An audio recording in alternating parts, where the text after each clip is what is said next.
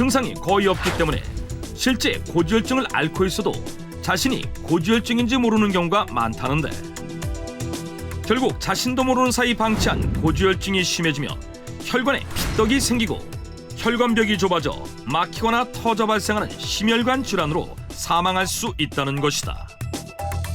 이토록 무서운 고지혈증에 대추가 정말로 도움이 될까? 최근 고지혈증 진단을 받았다는 40대에서 60대 여성 3명과 함께 대추가 혈관 비만에 어떤 도움이 되는지 알아보기로 했는데, 매일 아침마다 약을 복용하고 있다는 이숙희 씨.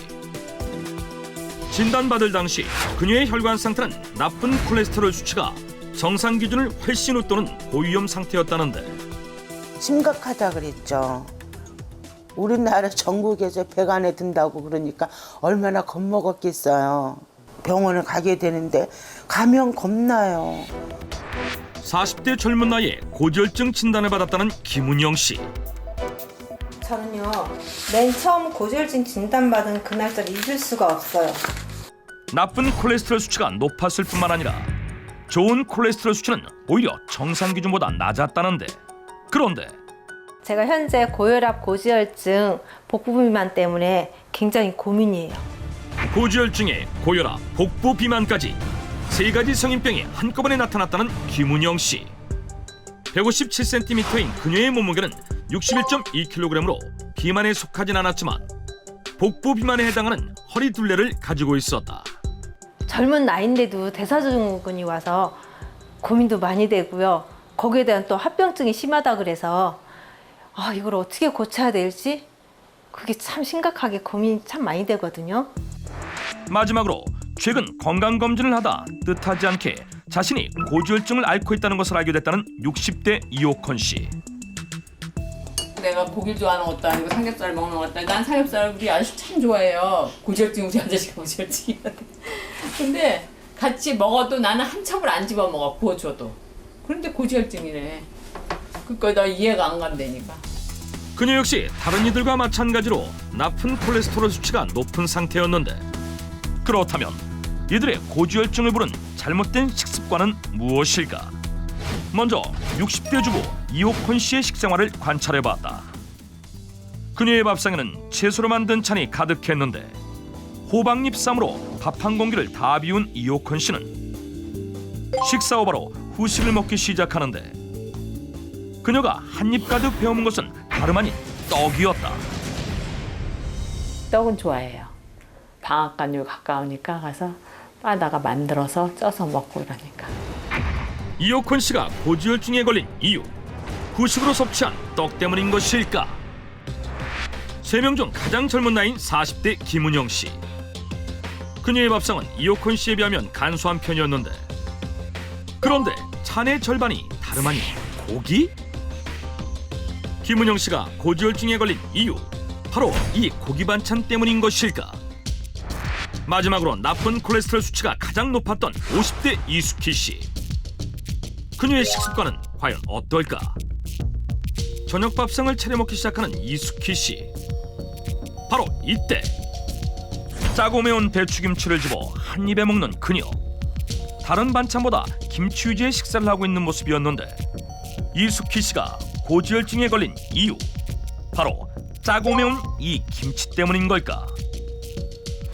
세 사람이 고지혈증에 걸린 그 이유를 정확히 알아보기 위해 식영양 전문가인 심선아 수장을 찾아가 그동안 관찰한 세 사람의 식생활을 보여줬는데, 흔히 고기에 지방이 많아서 고지혈증의 원인이 된다고 생각하는 분들이 많은데요. 이 정도 육류 섭취는 단백질 보충을 위해서 충분히 필요한 정도라고 생각이 됩니다. 국내 한 연구에 따르면 하루에 김치를 80g 이내로 섭취를 했을 때 오히려 비만이나 고지혈증 또 고혈압과 같은 대사증후군의 유병률을 낮출 수 있다라는 연구 결과도 있거든요. 제가 보니까 이 세 분이 공통적으로 가지고 있는 잘못된 식습관이 있습니다. 바로 매끼 챙겨 드신 밥 때문입니다. 삼시세끼 챙겨 먹은 밥이 고지혈증의 원인이다? 여기 보시면 이분들이 드시고 계신 게 다 흰쌀밥이잖아요. 거기다가 밥을 가득 채울 정도로 많은 양을 다 드시거나 또는 2그릇을 드시는 경우도 있는데, 이 백미는 다른 영양소는 거의 없고 탄수화물 함량이 80%나 되기 때문에 백미밥의 지속적인 섭취가 이 세 분 고지혈증의 원인으로 보여집니다. 과한 섭취로 체내에 남은 탄수화물은 지방으로 변하면서 혈액 속 콜레스테롤, 중성지방량을 증가시켜 혈관 비만 상태로 만든다는 것. 특히 이옥훈 씨는 흰 쌀밥으로 식사를 한 뒤 후식으로 탄수화물 덩어리인 떡을 즐겨 먹었기 때문에 채소 위주 반찬을 자주 먹었어도 고지혈증에 걸릴 수 있었던 것이라고 하는데, 그렇다면 밥 대체 어떻게 먹어야 하는 것일까? 탄수화물은 체내 꼭 필요한 영양소예요. 단 과잉 섭취하지 않는 것이 중요하기 때문에 탄수화물이 가득한 흰쌀밥으로 드시는 것보다는 현미를 적절히 섞어서 드시는 것이 좋고요. 여기에 뱃살 잡는 것만큼 혈관 비만을 잡아주는 대추를 활용해서 대추밥을 만들어 드시는 것이 좋습니다. 지방분해 역할을 하는 칼슘이 풍부해 비만 해결에 도움이 되는 열쇠 대추. 혈관 비만 완화에 도움이 되는 것도 같은 이유 때문인 것일까? 대추에는 시토스타놀이라고 하는 식물성 스테롤이 함유가 되어 있는데요. 혈액 중에 나쁜 콜레스테롤과 결합을 해서 흡수되지 않고 체외로 배출이 되기 때문에 고지혈증, 즉 혈관의 비만을 잡는 데 도움이 됩니다. 그렇다면 혈관 비만 고지혈증 완화에 도움을 준다는 대추밥 어떻게 만드는 것일까? 여기에 제가 대추밥 만드는 방법을 적어놨는데요. 이 레시피대로 하시고 또 이 작은 어린이용 식판으로 적은 양에 맞춰서 식사를 하시는 것이 좋습니다. 이렇게 딱 일주일만 하시면 혈액 속에 있는 지방 덩어리들을 제거할 수가 있습니다. 심선아 소장이 제안하는 7일 혈관 다이어트 방법 대추밥. 이때 대추밥량은 어린이용 식판에 담길 정도로만 먹으면 되는데, 반찬은 해조류와 채소류 위주로 섭취하는 것이 좋으며 하루 1시간씩 유산소 운동을 해주는 것이 좋다고 한다. 심선아 소장의 식처방 배달에 나선 제작진. 어머니 전해드릴 게 있어요. 요거 받으세요. 어머, 이게 뭐예요? 어머, 이게 혈관 다이어트에 쓰는 거죠? 네. 여기다 밥을 애기 밥솥에다 먹으라고요? 작지 않아요? 먹는 양이 있는데. 병이 좋아진다면 감안하고 먹어야 되지 않겠어요? 일주일 후 과연 이들은 변화된 모습을 보여줄 수 있을까? 혈관 다이어트 1일차예요. 대추밥을 만들기 위해서 대추씨를 바르고 있습니다. 근데 왜 껍데기를 그 알을 뺄까? 이 씨를 씨는 볶아서 이 물로 밥을 짓고 대추 과육이 아닌 대추씨를 활용한다? 이 대추밥을 만들 때는 이 대추 과육이 아닌 대추씨가 주인공입니다. 말린 대추를 통째로 넣어서 대추물을 우려내면 밥이 달아서 먹기 힘이 좀 들 수가 있고, 그래서 이 대추 과육은 발라내고 이 대추씨를 가지고 밥물로 활용을 하면 이 대추씨에는 단맛은 별로 없고 고소한 맛이 좀 더 크고요. 또 플라보노이드나 폴리페놀이 다른 씨앗보다 훨씬 더 많이 함유가 되어 있기 때문에 고지혈증 완화에 도움이 돼서 이 대추씨를 활용하는 겁니다. 실제 국내 한 연구 결과 고지혈증을 유발한 흰쥐에 대추씨 추출물을 4주간 투여한 결과 고지혈증 완화에 도움이 됐다고 밝혔다. 그런데 여기서 드는 궁금증 하나. 흔히 대추씨에는 독성이 있기 때문에 씨를 제거하고 대추과육으로만 조리해야 한다고 알고 있는 사람들이 많은데, 대부분의 씨앗에 독성이 있다는 것이 알려져 있어서 이 대추씨에도 독성이 있을 거라고 생각하시는 분들이 계실 텐데요. 대추씨에는 독성이 없으니까 안심하고 드셔도 괜찮습니다.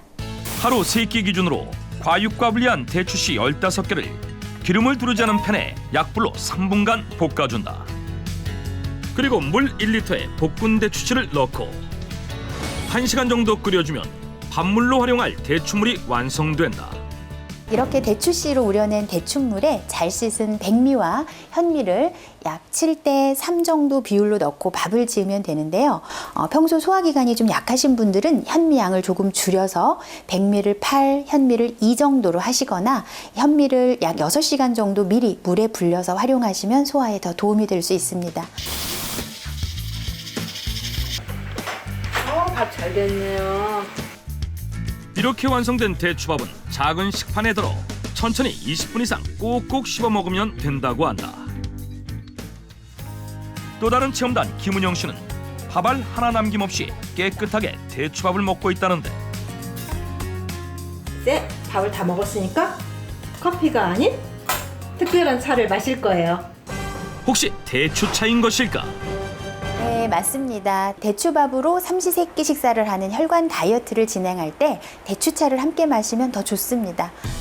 혈관 비만, 고지혈증 완화에 도움이 된다는 대추차. 재료는 간단하다. 마른 대추와 생강, 그리고 말린 사과 껍질만 있으면 된다는데 대추차를 만들 때는 대추밥을 만들 때 씨를 분리하고 남은 대추 과육을 활용하시면 됩니다. 끓는 물 2리터에 마른 대추 과육 15개, 사과 반쪽 분량의 껍질을 말려서 넣어주면 된다는데 사과 껍질에 풍부한 수용성 식이섬유인 팩틴은 대추와 함께 혈액 중에 있는 지방을 제거하는 역할을 하거든요. 그런데 사과 껍질을 말리면 팩틴이 최대 7배가량 늘어나게 됩니다. 따라서 사과 껍질은 말려서 활용을 하시는 것이 좋고요. 깨끗하게 씻은 생강은 마늘 크기로 썰은 다음 2쪽 넣어주면 대추와 사과 껍질에서 나오는 단맛을 중화시키는 역할을 한다고 한다. 1시간 정도 끓인 후 완성된 대추차. 언제 마시는 것이 좋을까? 대추차는 식전에 마시면 영양소나 여러 유용 성분들의 체내 흡수율을 더 높일 수가 있지만 혹시라도 공복에 먹었을 때 속이 쓰리는 분들은 식후에 마시는 것이 좋습니다. 혈관 건강을 되찾기 위해 심사나 소장의 식처방대로 7일 동안 대추 식단을 철저히 지켰다는 세 사람. 뿐만 아니라 유산소 운동 또한 하루도 그러지 않고 열심히 했다는데 일주일 후 혈관 다이어트 최종 점검날. 과연 그 결과는 어떻게 나왔을까? 세 분 모두 나쁜 콜레스테롤 수치가 낮아졌을 뿐만 아니라 정상 범위 안으로 수치가 기록되었습니다. 나쁜 콜레스테롤 수치가 3명 중 가장 높았던 50대 이수키 씨가 가장 큰 차이로 정상 범위에 들어섰고 고지혈증을 비롯해 3가지 성인병을 가지고 있던 40대 김은영 씨 역시 정상 범위의 수치를 기록했으며 60대 이옥훈 씨 또한 정상 범위 내에 들어왔다. 낮게 나왔다 그러니까 기분 되게 좋은데요. 저 생각지도 못했어요. 이렇게 정상이라는 거. 제 건강을 위해서 꾸준히 노력할 거고 계속 해서 맛있게 먹을게요. 비만 잡는 대추. 섭취 시 꼭 기억해둬야 할 점이 있다는데 대추를 너무 과하게 섭취하시면 설사나 복통, 그리고 소화불량 등의 증상이 나타날 수 있기 때문에 하루 권장량을 지켜 드시는 것이 좋은데요. 밥이나 차로 조리해서 드실 때는 20개 이하로 드실 것을 권장합니다.